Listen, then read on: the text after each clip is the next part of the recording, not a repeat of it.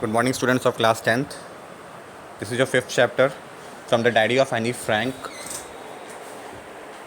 Okay, or today we are going to read it, the summary of this story. Okay, so in this article, you will be reading from the Diary of Annie Frank summary, which is based on background of World War II.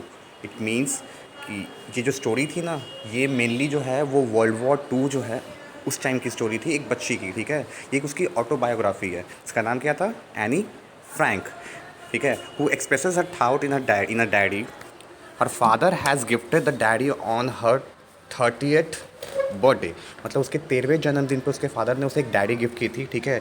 Which she calls with the name of kitty, और वो उसे kitty नाम से बुलाती थी। Anne Frank is the Jewish girl who is hiding during world war second, और वो एक लड़की थी जो कि वर्ल्ड वॉर सेकेंड के टाइम पे छिपते चल रही थी। किससे?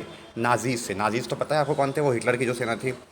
She shares her experience and the story during the time of depression, और वो उन्होंने जो भी अपनी स्टोरी लिखी वो जिस टाइम पे वो डिप्रेशन में फील कर रही थी, बहुत ज़्यादा परेशान थी, क्योंकि बाकी लोग जो हैं उस समय वर्ल्ड वॉर टू का अटैक हो गया था उस समय, ठीक है ना, नाजीज अटैक किए हुए थे, वहाँ से वो लोग छिप रही थी। She shares her experience and the story during her time of depression. Also, she hides in the secret annexe of the present Grich 263 in Amsterdam. Amsterdam एक जगह का नाम है, ठीक है ना ये।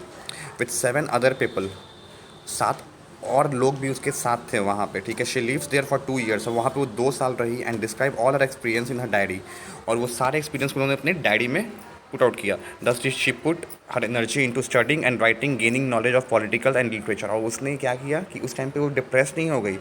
She started gaining knowledge, started studying, writing, gaining knowledge of political literature के बारे में ज्ञान लेना शुरू कर दिया। She becomes world famous because of she become world famous because of the diary. उसने अपनी डायरी, सिर्फ अपनी डायरी के वजह से वो इतनी ज़्यादा वर्ल्ड फेमस हो गई। Because she starts writing, she starts reading and she expresses her feeling.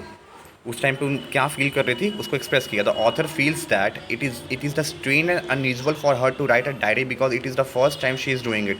और ये बहुत डिफिकल्ट काम है कि किसी पहली बार कोई अपना डायरी स्टार्ट करे और एक ही डायरी लिखे और वो इतना फेमस हो जाए, ठीक है। She feels that in the future no one will read about a young girl's past experience. उन्होंने सोचा कि कोई भी भविष्य में जो है ना वो एक छोटी सी बच्ची के पास्ट एक्सपीरियंस के बारे में नहीं सोचेगा, नहीं सुनना चाहेगा। But then she puts these thoughts away and decided to write her thoughts, और तब उन्होंने डिसाइड किया कि नहीं, उसके थाउट्स को वहाँ से निकाल के और फिर एक स्टोरी लिखा जाए।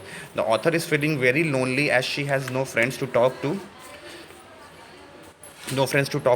मतलब कि वो इतनी ज़्यादा लोनली फील कर रही थी कि उसके पास कोई फ्रेंड्स नहीं थे talk to. She wants to give her need of friends a shape, और hence decided to name the diary as Kitty, और उसने उस डायरी का नाम किटी रखा। फिर the writer feels that the paper has more capacity to observe thoughts rather than the people, और it's a right thing कि तुम्हें पता ही है कि पेपर्स के पास बहुत ज़्यादा पावर होता है किसी भी थाउट को एब्जॉर्व करने का, in respect to people who have low patience level, जिनके पास कम पेशेंस लेवल होता है। She has a good time with friends, मतलब उसको friends but can not share everything with them, पर उनके सब कुछ बांट नहीं सकती थी। As they are not true friends, क्योंकि वो उसके ट्रू फ्रेंड्स नहीं थे। She refers to her father as the most lovable who presented her the diary on the 13th birthday, और वो अपने पिता को सबसे ज़्यादा लवेबल थी क्योंकि उन्होंने उसको वो डायरी जो है उनके 13th बर्थडे पर दी थी। अब इसमें एक पॉइंट आया कि जब वो स्कूल में पढ़ रही थी, ठीक है ना, तो chatterbox. Behind chatterbox which the author thinks as weird. She imagines about the topic and decided to present concrete arguments in support of talking. She writes that she will try to better herself but cannot eliminate talking completely. वो मतलब बिल्कुल बात करना छोड़ तो नहीं सकती. The professor finds it amusing but allots another topic after she did not change her nature. ठीक है. As topic is an incorrigible chatterbox which refers to a habit that is difficult to change. After keeping an eye on her, the professor gives her another topic. Quack quack quack, said Mistress Chatterbox, as a punishment. ठीक है, उसे उसका जो professor है वो chatter box ही बुलाता था. She runs out of the house after writing 2 times on a similar topic. उस सिमिलर टॉपिक पे 2 बार लिखने के बाद वो भी अभी decided to write her third topic in the form of poem and writes a satire. Satire मैंने आपको बताया ना क्लास में क्या होता है. And luckily the professor takes it lightly. The professor recites the entire poem in front of the class and the author talked uninterruptedly after this.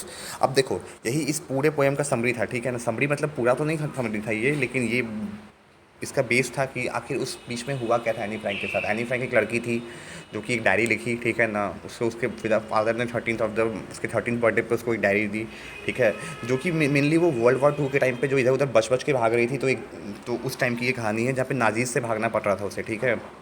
और उसके जो टीचर्स थे वो उसको चैटर बॉक्स बोलते थे, वो बहुत बातें करती थी, तो उसे उसके ऊपर 2 बार लिखने के लिए बोला गया, लेकिन तीसरी टाइम उन्होंने उस पर एक अच्छा सा पोएम लिखा जिसको उसके टीचर ने सब उसके सामने, मतलब पूरे क्लास के सामने बहुत अच्छे से एक्सप्लेन किया।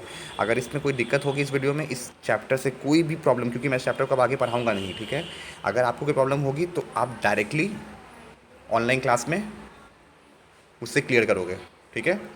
Thank you very much, have a good day.